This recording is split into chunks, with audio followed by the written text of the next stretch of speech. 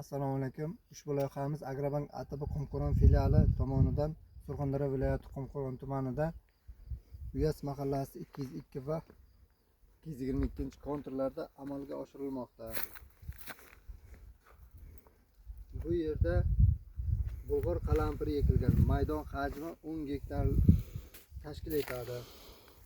Bu yerdagi ekinlar zamonaviy usullar bilan parvarishlanmoqda.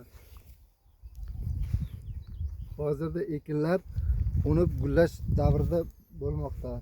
Ekinlarni yetishtirish 6 oy davom etmoqda. Yetishtirish jarayonida sug'oriladi. Tabiiy va mineral o'g'itlar bilan zamonaviy usulda tomchilab sug'orishda sug'orilib kelmoqda.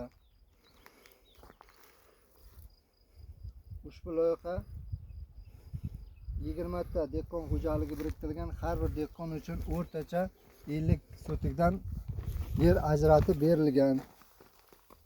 Loyihani samarali amalga oshirilish uchun lider tadbirkor Guliston dehqon xo'jaligi ishlab chiqarish kooperativi tomonidan amalga oshirilmoqda.